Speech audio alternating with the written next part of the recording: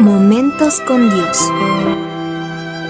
La reflexión para el día de hoy está titulada Sirviendo a Dios, y meditemos en Colosenses capítulo 3, verso 23. Todo lo que hagan, háganlo de buena gana, como si estuvieran sirviendo al Señor y no a los hombres. El 9 de mayo de 1945, la Segunda Guerra Mundial llegó a su fin en Europa con la rendición de Alemania. Aquel día, los oficiales de la Alemania nazi firmaron la rendición total e incondicional. Morris Binding se apoya en este acontecimiento para ilustrar nuestra entera disposición a Dios. Cuando las potencias del eje se rindieron a finales de la Segunda Guerra Mundial, ¿qué entregaron? ¿Entregaron solamente sus armamentos y municiones? ¿Renunciaron solo a sus tanques y granadas de mano? ¿Sometieron solamente sus uniformes y raciones? ¿O se les pidió que ellos mismos se entregaran? Y cuando ellos se entregaron, automáticamente entregaron también las armas, las bombas, los tanques, entregaron todo. La entrega no se puede hacer de a poco. No hay tal cosa como una entrega parcial. Una persona no puede someterse parcialmente. No existe un terreno neutro. Habitualmente nuestra vida se ha desarrollado frente a otras personas y siempre hemos actuado de acuerdo al criterio o al proceder de los demás. Pues nacimos con un instinto de preocuparnos sobre lo que los demás piensan de nosotros y buscamos su aprobación. El apóstol Pablo conocía esta debilidad y naturaleza humana, por eso, muy apropiadamente en varias de sus cartas, repitió este mensaje: no sirviendo al ojo, como los que quieren agradar a los hombres, sino como siervos de Cristo, de corazón, haciendo la voluntad de Dios, sirviendo de buena voluntad, como al Señor y no a los hombres. La Biblia nos exhorta a hacer la voluntad de Dios de todo corazón y no servir únicamente porque nos están observando. Esto es lo que quiere el Señor. Cualquier trabajo que debe hacerse es honroso. La fidelidad es el cumplimiento de cualquier deber, ennoblece el trabajo y manifiesta un carácter que Dios puede aprobar. El Señor pide la fortaleza física y podéis manifestar vuestro amor por Él empleando correctamente vuestra fuerza física, haciendo la obra que debe hacerse. Hay muchos que profesan ser cristianos y no están unidos con Cristo. Su vida diaria y su espíritu dan testimonio de que Cristo, la esperanza de la gloria, no mora en ellos. Por tanto, no se puede depender de ellos ni confiar en ellos. Están ansiosos por reducir su servicio al mínimo de esfuerzo. Y amarás al Señor tu Dios con todo tu corazón, y con toda tu alma, y con toda tu mente, y con todas tus fuerzas. Eso dice la palabra de Dios. Dios quiere el amor que se manifiesta mediante un servicio hecho de todo corazón, en el servicio del alma y en el servicio de las facultades físicas. No debemos sentirnos empequeñecidos por ningún trabajo realizado para Dios. Todo lo que te viniere a la mano para hacer, hazlo según tus fuerzas. En lo que requiere diligencia, no perezosos, fervientes en espíritu, sirviendo al Señor. Hacer las cosas como para el Señor requiere paciencia, entrega completa, dependencia del poder del Señor, y esto casi no queremos hacerlo. Pues somos millones de cristianos, pero muy pocos nos hemos rendido ante el Señor.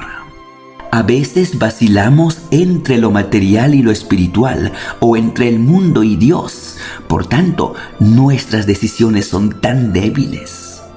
Por eso necesitamos acercarnos más al Señor para que nos dé su poder y la facultad de rendirnos completamente ante Él. Amén.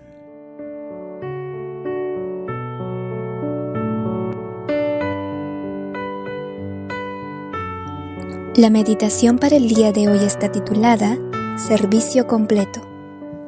Y meditemos en Lucas capítulo 18, verso 28. Y Pedro dijo: He aquí nosotros lo hemos dejado todo y te hemos seguido.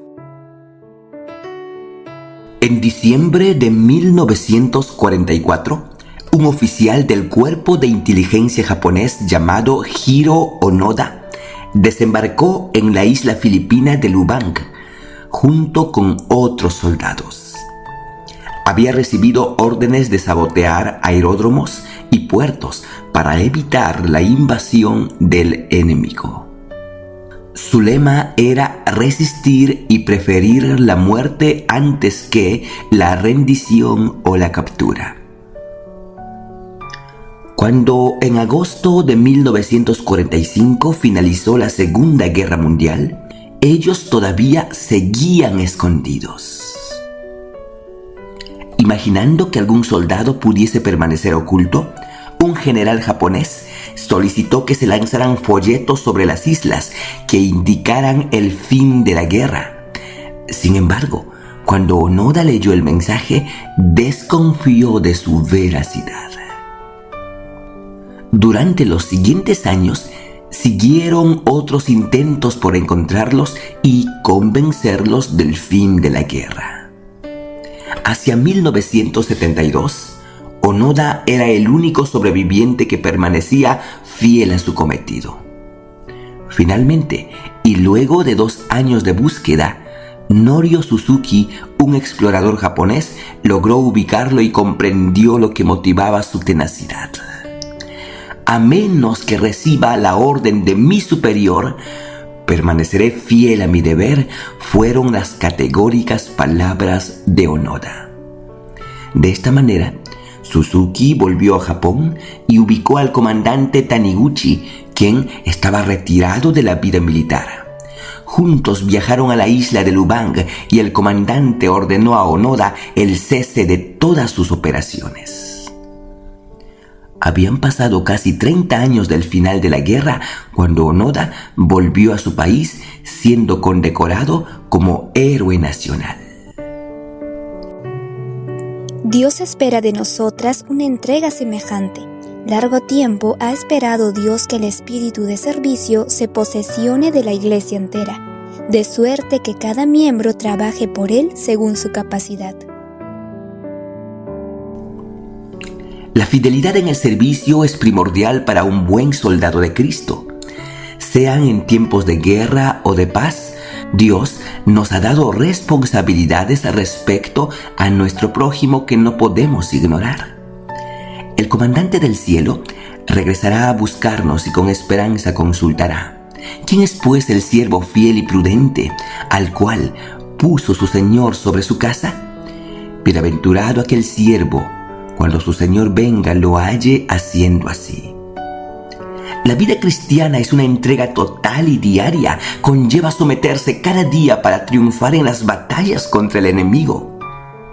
Recuerde que Dios puede emplear a todos sus hijos si están dispuestos a entregarse a Él. Él tiene un lugar y una tarea para cada quien. Tú puedes hacer su humilde tarea de tal manera que glorifique a Dios.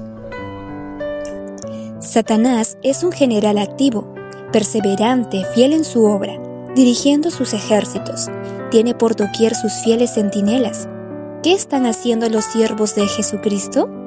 ¿Tienen puesta la armadura? ¿Son vigilantes y fieles para hacer frente y resistir las vigorosas fuerzas del enemigo?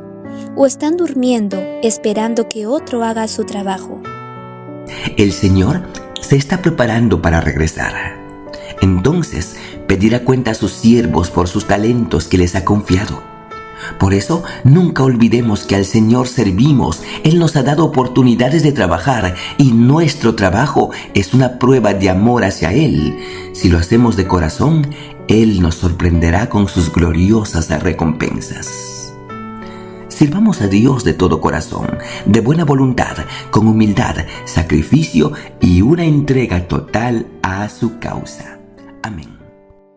¿Por qué funciona también ese engaño mental de creer que todo lo que tengo siempre va a estar ahí y nunca desaparece? Acompáñanos en nuestro tema del día de hoy. Lecciones de la Biblia. A continuación.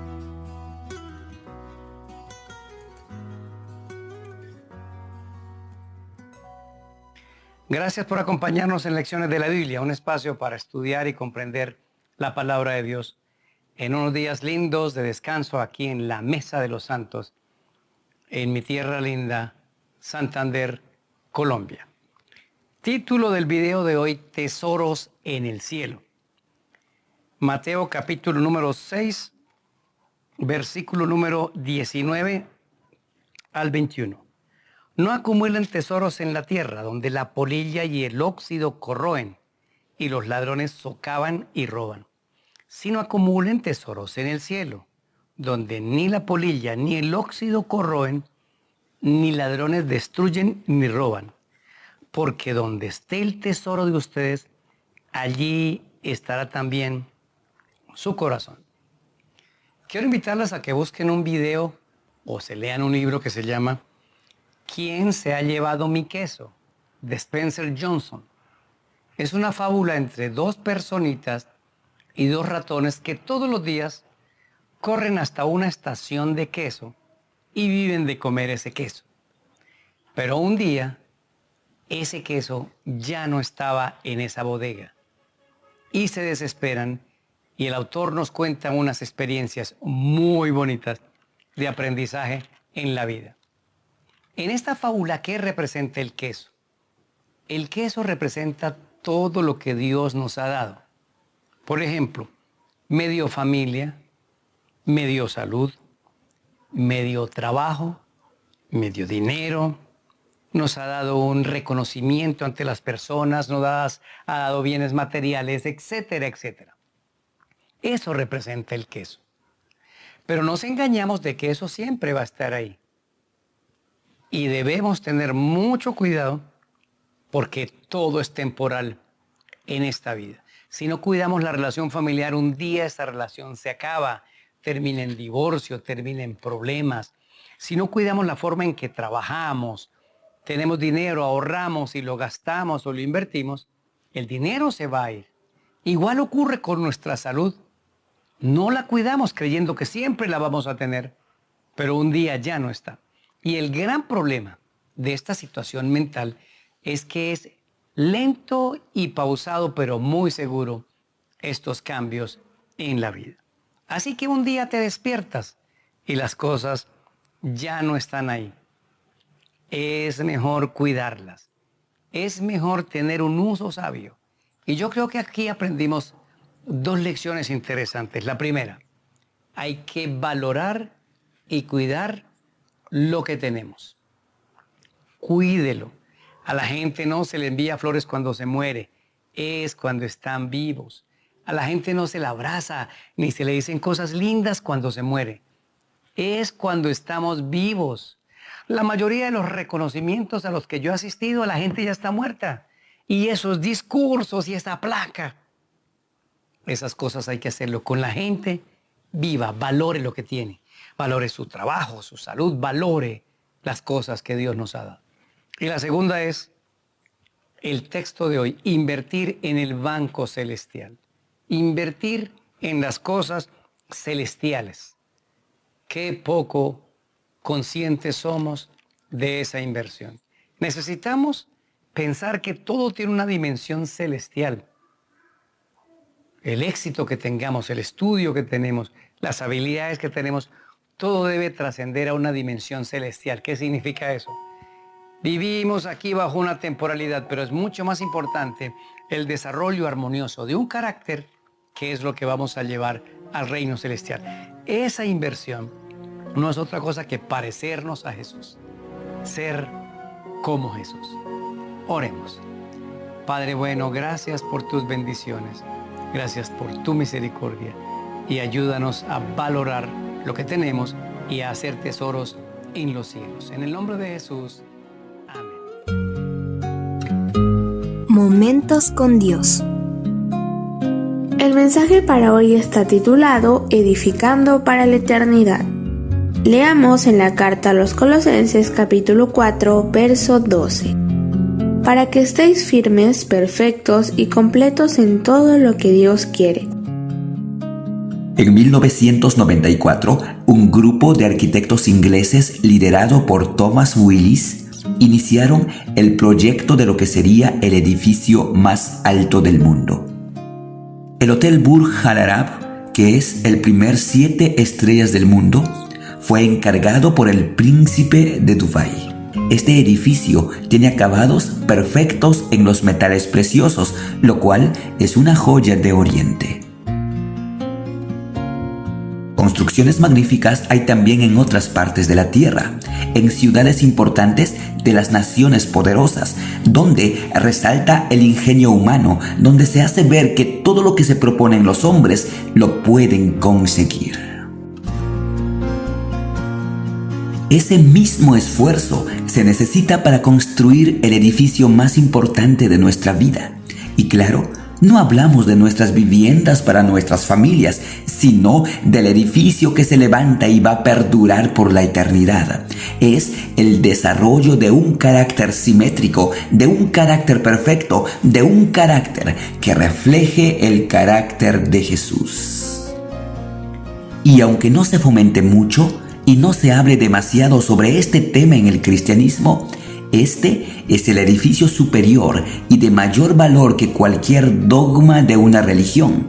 Es mayor que una ceremonia religiosa. Es más, es lo único que llevaremos con Jesús cuando seamos trasladados al cielo.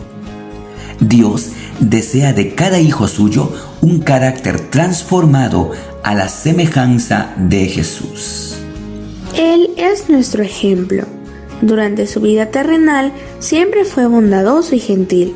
Su influencia fue siempre fragante, pues en él moraba el perfecto amor. Nunca era agrio ni intratable, y nunca transigía con el error para obtener un favor. Es por eso que la mayor necesidad del mundo es la de hombres y mujeres íntegros, que no vendan sus conciencias, que no se dejen comprar por dinero o favores, sino que sean fieles a su deber, así como una brújula lo es con el polo. Pero esto no es el resultado de la casualidad.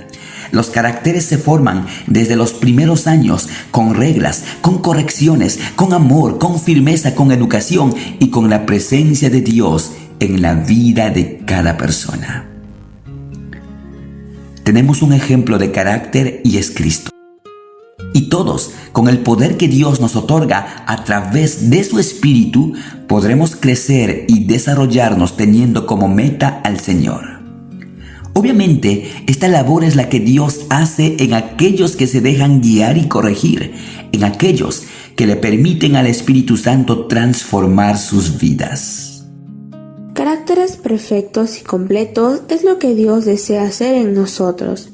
Que toda mancha de maldad o rasgos de orgullo, envidia, egoísmo y vanidad desaparezcan, y que el verdadero amor de Cristo sea la semilla que germine en nuestro corazón hasta dar sus frutos. Cuando Cristo vuelva a la tierra, no dice la Biblia que vendrá a llevar a una institución religiosa, pues el nombre de iglesia a la que pertenecemos no nos otorga salvación. Cristo viene a llevarse a quienes han vivido conforme a su palabra, que han sido fieles a su deber con la fe, que, aunque marginados por sus hermanos de congregación, han permanecido leales a los mandamientos de Dios y han dejado que sus vidas sean transformadas por el poder de Dios. Un carácter transformado es de mucho más valor que el oro. Por eso, un cristiano que con humildad se entrega al Señor tiene el precio más alto del universo, porque la sangre de Cristo lo ha redimido. Esto es lo que durará por la eternidad, pues al cielo no irá nuestra iglesia, menos nuestras formas de culto. Al cielo irán caracteres conforme a la imagen del Salvador. Es por eso que esta debe ser nuestra prioridad, la de cristianos que hablen más con sus actitudes que con sus palabras, pues esto le da sabor de vida a nuestra fe. Amén. ¿Por qué la Biblia habla de la segunda muerte? ¿Qué es eso de la segunda muerte? ¿Qué significa? ¿Cuándo va a ocurrir? ¿Y por qué nosotros no estamos invitados a una segunda muerte? Acompáñanos en nuestro video de hoy.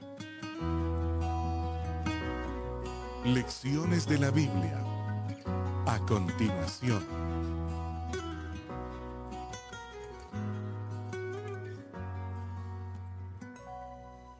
Gracias por acompañarnos en Lecciones de la Biblia, un espacio para estudiar y comprender la palabra de Dios. Nuestro tema, la segunda muerte. Apocalipsis 20, 13 al 15. El mar entregó los muertos que había en él, y la muerte y el sepulcro entregaron los muertos que habían en ellos, y fueron juzgados cada uno según sus obras. La muerte y el sepulcro fueron lanzados en el lago de fuego. Esta es la muerte segunda.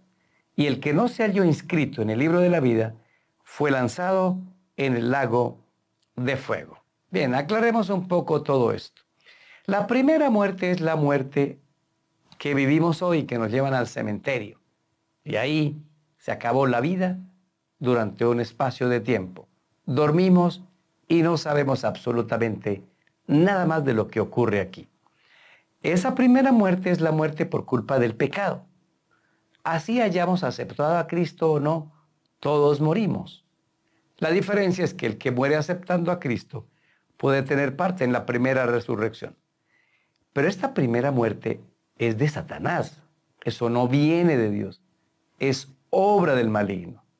Es obra de él. Y nunca debemos culpar a Dios de esa primera muerte.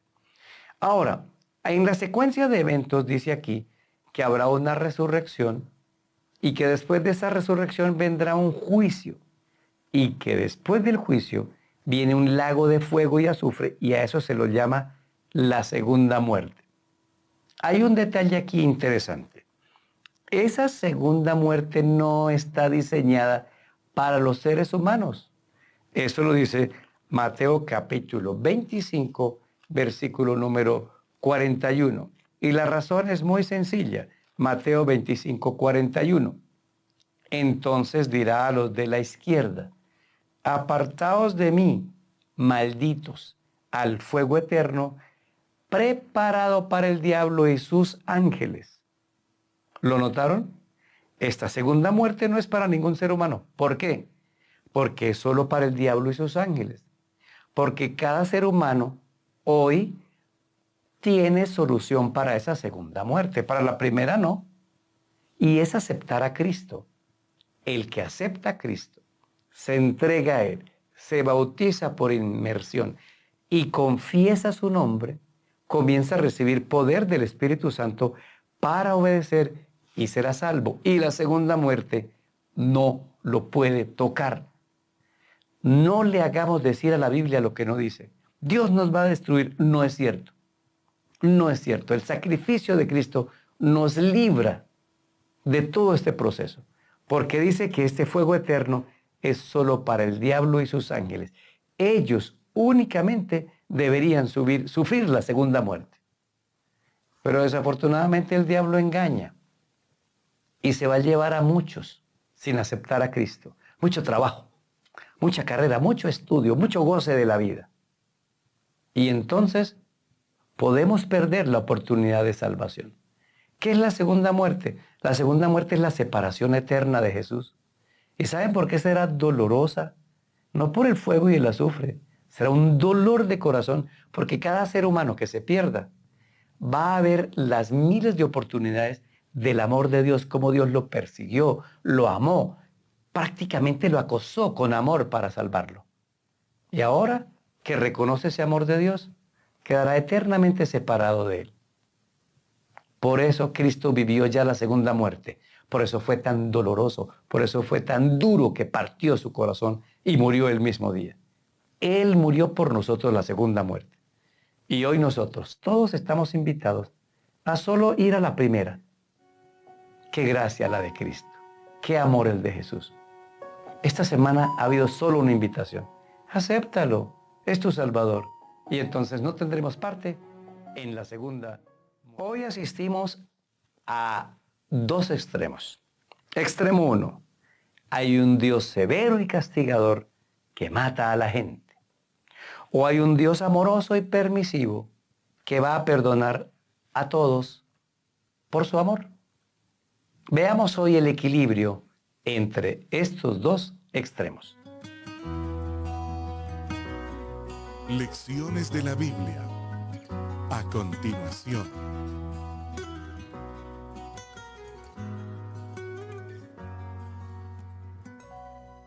Gracias por acompañarnos en Lecciones de la Biblia, un espacio para estudiar y comprender la palabra de Dios. Hoy estamos en la parte final que siempre se titula Para estudiar y meditar.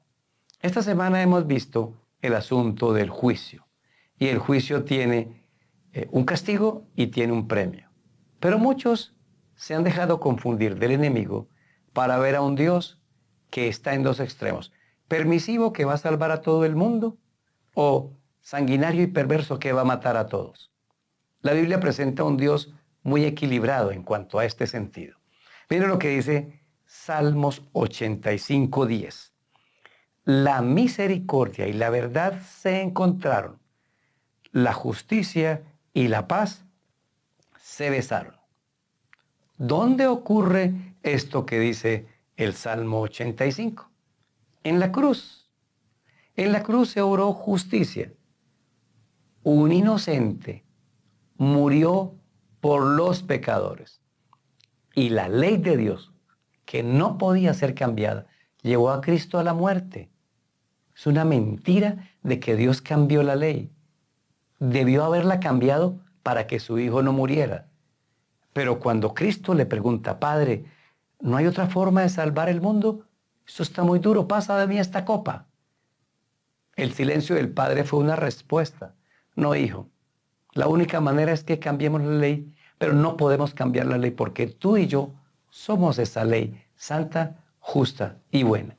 Y por eso Cristo muere por los pecadores y se cumple la justicia de Dios. El castigo de mi paz fue puesto sobre él. Él tomó mi lugar, él me sustituyó. Ahora, en virtud de ese sacrificio, nos dio su misericordia.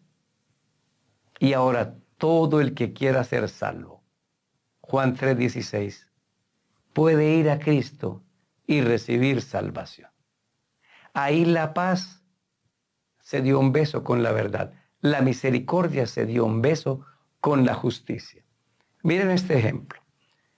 En Génesis capítulo 3 vino el pecado y Adán y Eva pecaron y quedaron ahí desnudos y desamparados. Y entonces el diablo dijo: ahora los tienes que destruirlos, porque la paga del pecado es muerte. Y si los destruyes, yo confirmo que tú eres un Dios sanguinario y severo, como siempre te he acusado en el cielo. Pero también tienes que perdonarlos, porque tú eres un Dios de amor, tú eres el Dios amoroso. ¿Qué vas a hacer? ¿Los destruyes o los perdonas? Con cualquiera de esos dos extremos yo salgo ganando, dijo el enemigo. Gracias a Dios que hay un plan de salvación. Y entonces el Cordero, que es Cristo, hizo algo. Dice que arrancó pieles a algunos animales, deben ser corderitos. Cristo arranca pieles de corderos. Los corderitos mueren y les da esas ropas a Adán y a Eva. ¿Qué significaba todo eso? El equilibrio de Dios. Obró con justicia. Alguien tiene que morir, pero dijo: no van a ser ustedes. Voy a ser yo porque los amo y me resucito a sí mismo. Y también voy a obrar esa justicia con quienes no me acepten. No podemos acusar a Dios de ser un Dios ni permisivo, un padre que deja pasar todo, no, porque existen reglas de juego claras. Existe una ley de los 10 mandamientos y que hay que vivirla y guardarla gracias a la gracia de Dios, al poder del Espíritu Santo. Pero también hay una regla de juego que dice: acéptame como tu Salvador personal. ¿Qué ocurre cuando aceptamos a Cristo? Él muere en nuestro lugar y nos da su salvación. Y miren los resultados. Salmo 85, 11 al 13. La verdad brotará de la tierra y la justicia mirará desde los cielos. Jehová dará también el bien y nuestra tierra dará su fruto. La justicia irá delante de él y sus pasos nos pondrá por camino. Gloria a Dios por su equilibrio. Solo aceptando a Cristo seremos salvos y su poder nos habilitará por amor para obedecer su ley de los 10 mandamientos. Oremos. Señor, gracias por ser tan equilibrado. Pero aquí en la tierra necesitamos seguir comprendiendo tu amor y tu justicia. Ayúdanos, por favor. En el nombre de Jesús.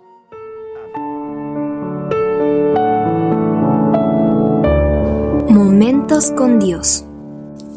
La reflexión para el día de hoy está titulada La dádiva del perdón y meditemos en Nehemías capítulo 9, verso 17. Tú eres Dios que perdonas, clemente y piadoso, tardo para la ira y grande en misericordia, porque no los abandonaste.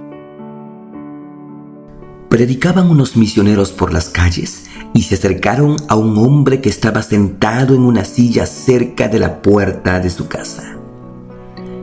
Le saludaron cortésmente y le hablaron de la bondad de Dios y de las buenas nuevas del Evangelio. «Oh, jóvenes», dijo aquel hombre, «las cosas de las que me hablan me dan una pálida sonrisa interior, pero yo ya estoy muy viejo para tales cosas. Además, en mi niñez mi madre me llevó a una iglesia y me enseñó la palabra de Dios. Pero hace muchos años que ya lo dejé y mis actos no han sido muy cristianos, que digamos. Cometí ya demasiadas cosas como para volver a Dios y pedirle perdón. Ya fui demasiado lejos como para retomar el camino que por mi propia decisión lo dejé. En verdad, ya no hay perdón para mí». Esta historia parece ser el eco de muchas personas en la actualidad. Personas que caminaron lejos de Dios y creen que ya no hay remedio para sus sendas torcidas. Y aunque recen 1000 Padres Nuestros y cientos de Aves Marías, sus pecados siempre los persiguen, la maldad de sus actos los alcanza, de modo que se ahogan en sus problemas. Quizá os parezca que sois pecadores perdidos, pero precisamente por eso necesitáis un Salvador. Si tenéis pecados que confesar, no perdáis tiempo. Estos momentos son de oro, precioso Salvador. Sus brazos están abiertos para recibiros y su gran corazón de amor espera para bendeciros. Que nadie crea que no tiene acceso al perdón de Dios. Dios es amor y se deleita en perdonar. Claro que no da por inocente al malvado, pero si un alma contrita acude a Él en busca de perdón, entonces el tierno corazón de Dios se desborda en misericordia y Dios dispone toda su gracia para que los que a Él se acerquen no regresen sin la bendición del perdón. Jesús es nuestro único Salvador, y aunque millones que necesitan ser curados rechacen su misericordia ofrecida, nadie que confíe en sus méritos será abandonado para perecer. Pues no importa cuán lejos haya ido de Dios y cuánto pecado pudo haber cometido el ser humano, siempre que con un corazón humilde busque su perdón, Dios no lo rechazará. Dios quiere que confesemos nuestros pecados y humillemos nuestro corazón ante Él, pero al mismo tiempo debiéramos tenerle confianza como un Padre tierno que no abandonará a aquellos que ponen su confianza en Él. Dios no nos abandona debido a nuestros pecados, pero cuando nos arrepentimos y vamos a Él con corazón contrito, no nos desdeña. Por eso, a aquel hombre sentado a la puerta de su casa que creía que ya no tenía perdón de Dios, los misioneros le dijeron que aún hay esperanza, que en tanto vaya con fe a Dios por salvación, el Señor se lo daría. El problema mayor radica en que desconfiamos de la misericordia de Dios y hasta le ponemos límites a su perdón.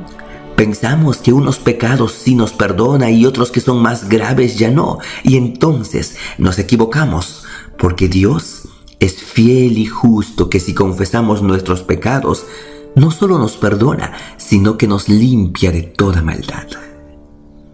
El perdón de Dios es ilimitado. Su dádiva es para todo aquel que invoque el nombre de Cristo, pues el sacrificio hecho por el Señor ha provisto una inagotable reserva de perdón para todo aquel que lo desee. Amén.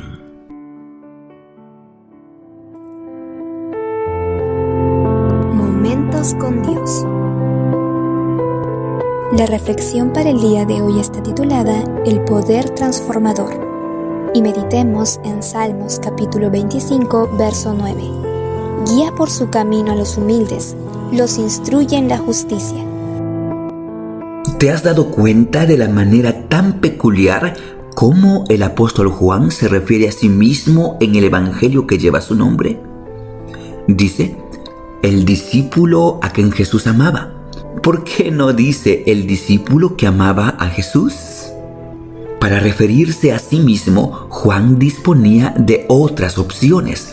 Por ejemplo, hijo de Zebedeo, hermano de Jacobo, uno de los hijos del trueno, etc. Pero eso era su forma predilecta de nombrarse a sí mismo. ¿Por qué? Porque nadie mejor que él sabía lo mucho que su vida había cambiado desde que comenzó a contemplar la belleza inmaculada del carácter de Cristo. Cualquier cosa semejante al orgullo del conocimiento y la dependencia de un conocimiento científico que colocáis entre vuestra alma y la palabra de la Biblia cerrará completamente la puerta de vuestro corazón a la dulce y humilde religión del manso y humilde Jesús.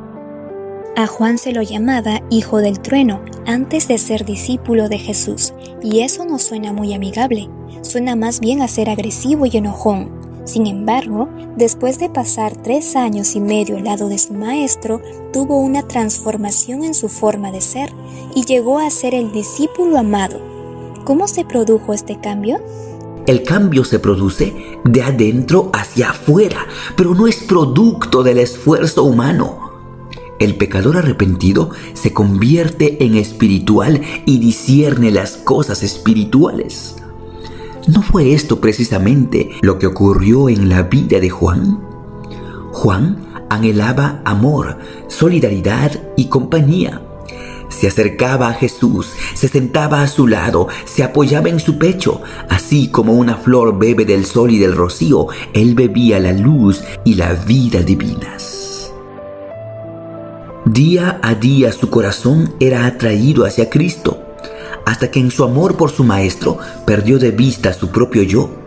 Contempló al Salvador con adoración y amor hasta que la semejanza a Cristo y la comunión con Él llegaron a constituir su único deseo, y en su carácter se reflejó el carácter del Maestro. Por eso, de todos los discípulos, Juan fue el que más plenamente llegó a reflejar la imagen del Salvador. La mente dedicada sin reserva a Dios, bajo la dirección del Espíritu Divino, se desarrolla en forma general y armoniosa. El carácter débil y vacilante se transforma por el poder de Dios, convirtiéndose en fuerte y estable.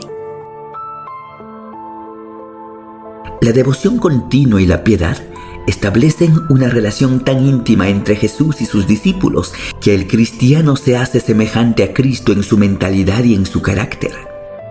Sus facultades de comprender se desarrollan y fortalecen para cumplir los requisitos de Dios con habilidad y sabiduría aumentadas. En aquellos que se dejan instruir por Cristo, obra un poder transformador que derriba todo defecto de carácter. Juan era orgulloso, ambicioso, combativo, pero debajo de todo esto, el Maestro Divino percibió un corazón ardiente, sincero, afectuoso. Jesús reprendió su egoísmo frustró sus ambiciones, probó su fe, pero le reveló lo que su alma anhelaba, la belleza de la santidad y su propio amor transformador.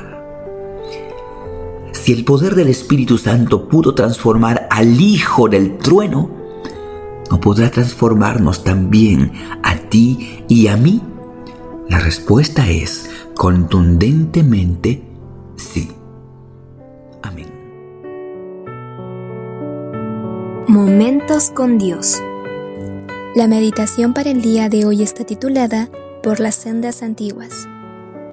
Y meditemos en Jeremías capítulo 6, verso 16.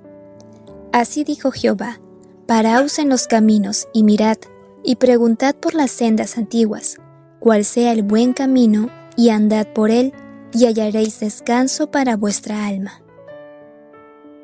Dice un viejo cuento sobre valores que un hombre que había dejado a su esposa justo después de su boda para ir al servicio militar, se disponía a regresar a su casa al fin de 20 largos años. Durante ese tiempo, muchas cosas habían cambiado. Las rutas ya no eran las mismas, las ciudades habían crecido y su pueblo también había cambiado. Por tal motivo, antes de partir a casa, el oficial encargado de despedir a los soldados les otorgaba dinero para el camino. Pero había algo peculiar en el oficial, pues cada vez que un soldado pasaba por su oficina para despedirse y recibir el dinero, el oficial les daba a elegir entre algunas monedas de dinero o algunos consejos. Y claro, casi todos elegían el dinero. Pero hubo uno que optó por los consejos del oficial, y entre algunas cosas se le dijo que tenga cuidado de no dejar los caminos viejos por elegir rutas nuevas. Cuando el hombre llegó a cierto lugar del camino, la mayoría de sus compañeros vieron un camino nuevo, más arreglado y más corto, por lo que se apresuraron a ir por él. Pero este hombre que recibió los consejos se acordó de las palabras del oficial y fue por la ruta antigua. Sucede entonces que los que fueron por el camino nuevo fueron atacados por fieras salvajes y murieron. No hay seguridad en ninguna otra parte. Satanás ha descendido con gran poder y trabaja con toda su capacidad de engaño e injusticia. Los que no siguen en los pasos de Cristo se encontrarán siguiendo a otro dirigente. Han escuchado voces extrañas hasta que no pueden distinguir la voz del verdadero pastor. Poco a poco dejaron de escuchar las advertencias, los reproches, las instrucciones. Tornaron la sabiduría humana y siguieron los productos de la imaginación. Se confía mucho en los esfuerzos e invenciones humanos, y los hombres avanzan imperceptiblemente por ese camino hasta que están plenamente satisfechos con su propia sabiduría, sus propias invenciones, y están llenos con sus propias obras. La Biblia declara que preguntemos por las sendas antiguas y caminemos por ellas. Es decir, que no cambiemos las verdades bíblicas por seguir los criterios de nuestra razón o por estar más adecuados a nuestra cultura y más cómodos con nuestra sociedad. Pues el mal avanza y Satanás se ha esforzado para que las mentiras del error sean aceptadas por los mismos adoradores de Dios. Y si los hijos de Dios no tenemos los ojos bien abiertos y si no nos dejamos guiar por la palabra de Dios, entonces los errores del enemigo serán aceptados por nosotros. Bebed profundamente de la fuente de la verdad y sed buenos estudiantes de la palabra, porque el Señor tomará las palabras de verdad y mediante el Espíritu Santo las imprimirá en vuestro corazón para que presentéis la preciosa palabra con sencillez y fervor. Por eso, no vayamos apresuradamente por caminos nuevos, porque allí están las trampas y engaños de Satanás. No nuevas creencias y nuevas doctrinas, no nueva luz y nuevas interpretaciones de la Biblia, porque a menos que armonicen con todas las escrituras, no deben ser aceptadas por los creyentes.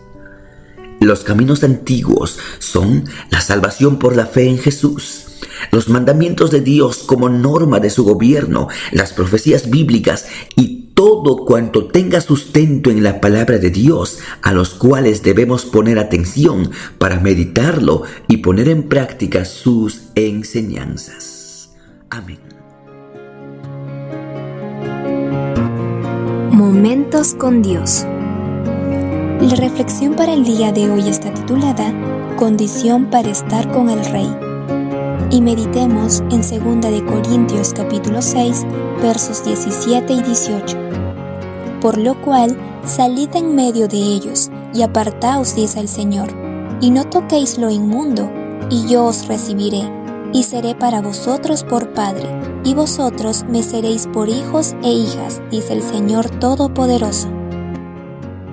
Cuenta una parábola en uno de los evangelistas bíblicos que un rey organizó una boda para su hijo y mandó llamar a sus invitados para que asistieran al banquete, pero estos, muy osados, desafiaron a las invitaciones y se negaron a asistir. Entonces el rey los mandó destruir. Posteriormente, no queriendo que el banquete estuviera sin gente, mandó traer a todos aquellos que pudiera encontrar en los caminos y en las calles de la ciudad, incluso mendigos, enfermos, cojos, mancos, etc. Y con ellos llenó su enorme sala de fiesta. Sin embargo, aunque el rey estaba feliz de tener tanta gente, mandó todavía que cada uno de los invitados portara un vestido adecuado para la ocasión. Es más, el rey fue quien los proporcionó y los invitados lo único que tenían que hacer era ponerse el vestido de bodas. Y sucedió que había uno en medio de la reunión que no tenía el vestido de bodas, y cuando el rey al pasar revisión lo vio con otro vestido, lo llamó la atención, pero él no respondió nada. Entonces, por no haber cumplido con la condición del rey para estar en las bodas, fue echado fuera. Se considera un gran honor ser invitado ante la presencia de un rey de este mundo, pero consideremos el asombroso privilegio que se nos ofrece si obedecemos los requisitos de Dios. Podemos llegar a ser hijos e hijas del Rey del Universo. Mediante un Salvador crucificado y resucitado, podemos tener la plenitud de los frutos de justicia y ser aptos para brillar en las cortes del Rey de Reyes durante siglos sin términos. Hay una condición para estar por siempre ante la presencia de Dios y gozar de la eternidad. Hay una condición para ser llamados hijos de Dios y pertenecer al reino de Cristo. Hay una condición para ser ciudadanos de la ciudad celestial, y la condición es que hoy nos pongamos el vestido de bodas. Hoy, en tanto el Señor examina nuestros casos en el juicio celestial y mira con detalle nuestra vida y nuestras acciones.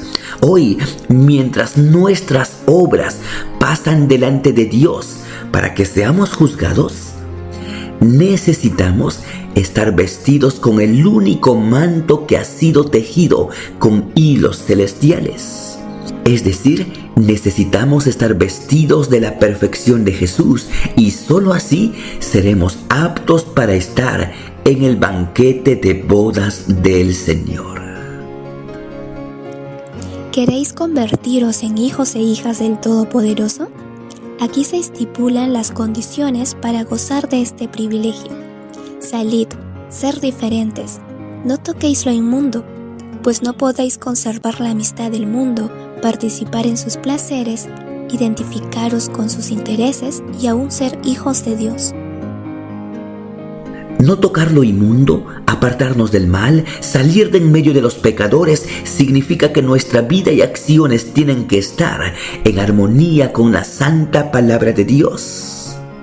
Ser hijos de Dios implica obediencia a sus mandamientos, pues no es lícito que andemos deshonrando a nuestro Salvador con malas prácticas, con conductas reprochables, con abrigar orgullo, hipocresía, envidia y todo tipo de pecados.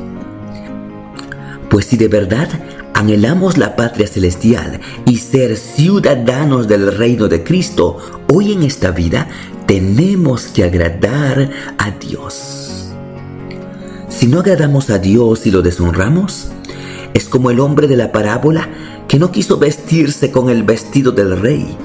Es decir, si no está nuestra fe en Cristo firmemente anclada, nuestras acciones no serán dignas de un hijo de Dios. Por tanto, con mucha humildad, busquemos a Jesús y que nuestra fe se demuestre en buenas acciones. Amén. Matutina para jóvenes, luz en el camino. 361. La felicidad del otro.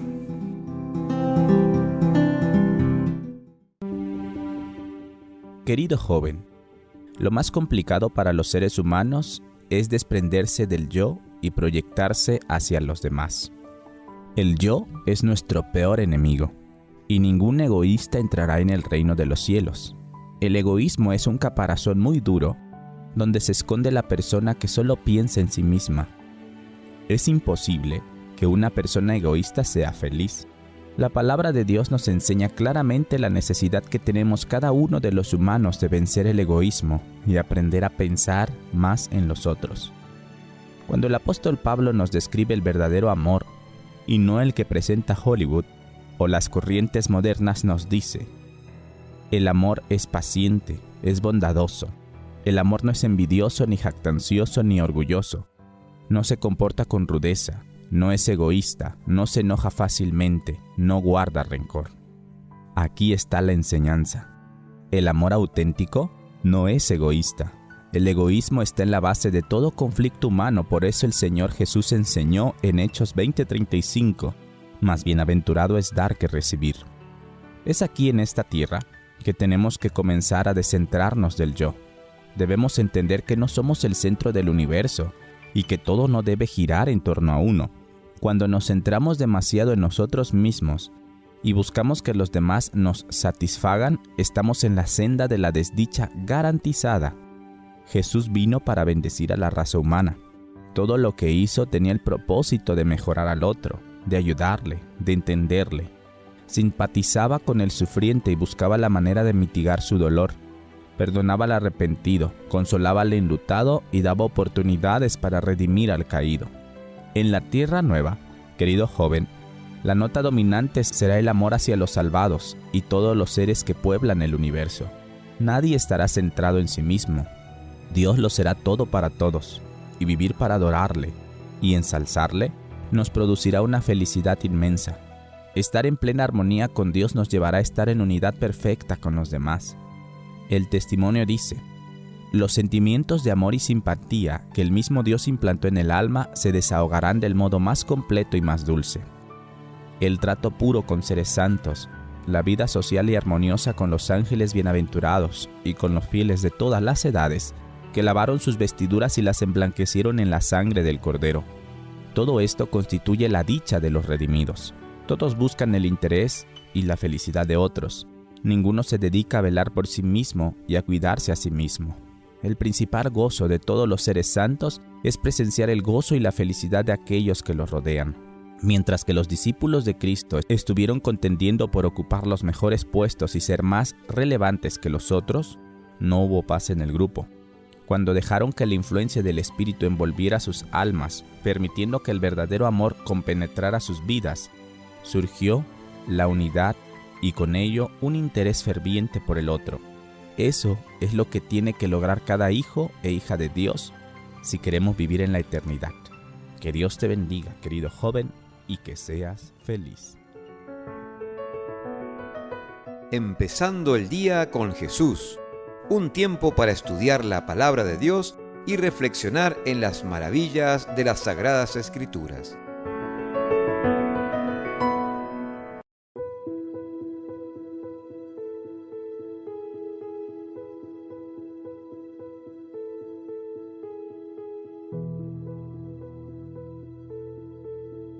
Se escuchará otra vez aquel coro de ángeles. Lucas 2, 13 y 14. En aquel momento aparecieron junto al ángel muchos otros ángeles del cielo que alababan a Dios y decían: Gloria a Dios en las alturas, paz en la tierra entre los hombres que gozan su favor. Los ángeles se aparecieron a los pastores que cuidaban sus rebaños en los campos de Belén. El ángel del Señor se dirigió hacia ellos y les dijo: No temáis, porque yo os doy nuevas de gran gozo, que será para todo el pueblo, que os ha nacido hoy en la ciudad de David un Salvador, que es Cristo el Señor. Esto os será por señal: hallaréis al niño envuelto en pañales, acostado en un pesebre. Apenas sus ojos se habían acostumbrado a la gloriosa presencia de un ángel, cuando de repente todo quedó iluminado por la esplendorosa gloria de la multitud de ángeles que cubrían la campiña. Todos alababan a Dios y decían: Gloria en las alturas, a Dios, y en la tierra paz, buena voluntad para con los hombres. Entonces los oídos mortales oyeron la música celestial, y el coro de ángeles volvió al cielo una vez terminado aquel impresionante canto. La luz se desvaneció, pero en el corazón de los pastores quedó grabada la escena más impresionante que jamás habían contemplado ojos mortales. Junto con la bienaventurada promesa y seguridad de que el Salvador de la humanidad había llegado al mundo, lo cual llenaba sus corazones de gozo y alegría en una combinación de fe y de asombrado amor hacia Dios. Ojalá la humanidad pudiera reconocer hoy aquel canto. La declaración hecha entonces, la nota pulsada, irán ampliando sus ecos hasta el fin del tiempo y repercutirá hasta los últimos confines de la tierra. Cuando el sol de justicia salga, con sanidad en sus alas, aquel himno será repetido por la voz de una gran multitud, como la voz de muchas aguas diciendo: Aleluya, reina ya el Señor nuestro Dios Todopoderoso.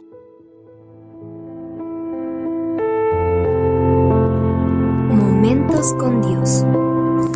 La reflexión para el día de hoy está titulada Cristo nuestro ejemplo, y meditemos en Lucas capítulo 4, verso 18.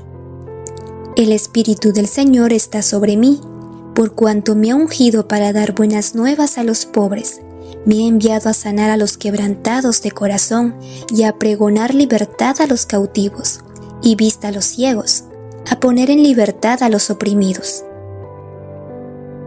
La historia que se describe en este versículo es el comienzo del ministerio de Cristo y sucedió luego de su aplastante victoria sobre Satanás en el desierto de Judea.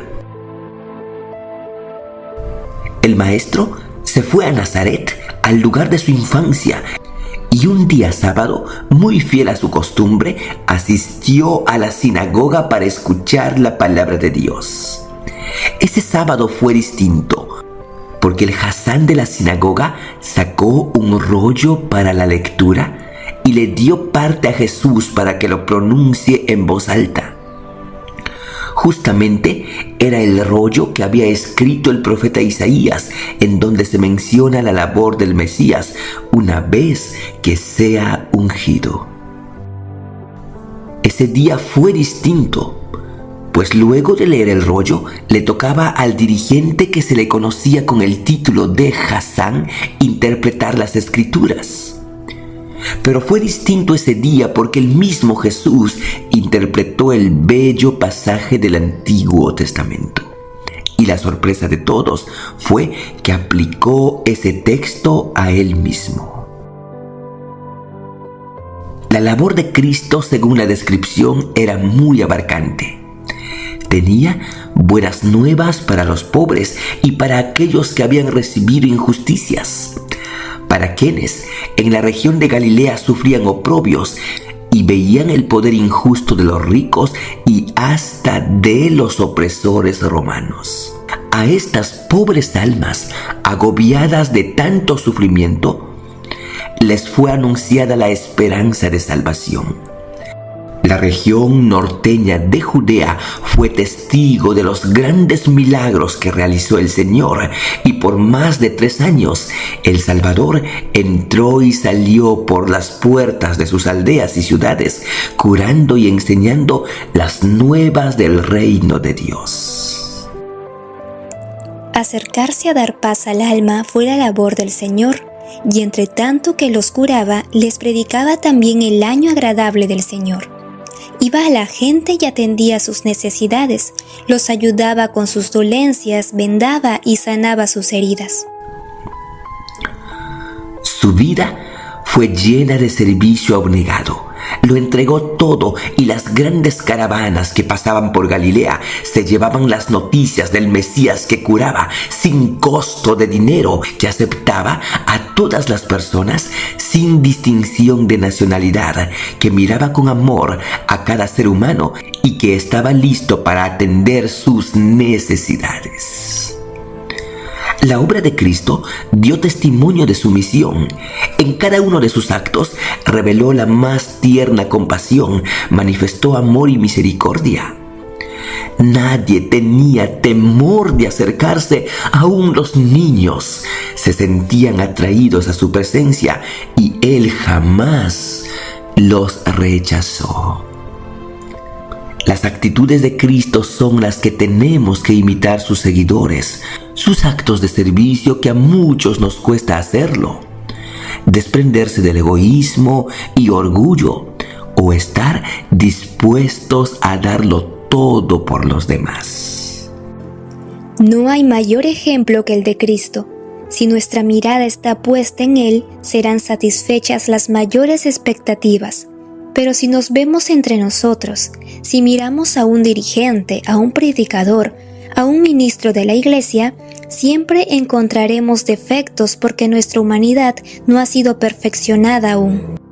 Somos llamados a representar al Señor en cada acto de nuestra vida, con cada palabra, con toda obra que realizamos. Su poder tiene que manifestarse en nosotros y nuestra vida debe darle gloria al Señor. Una vez más, el llamado es rendirnos ante el Señor para que nuestro corazón inconverso sea transformado por el poder de su Espíritu. Por eso, entreguemos todo a Jesús, mirando a Él, avancemos de victoria en victoria. Amén.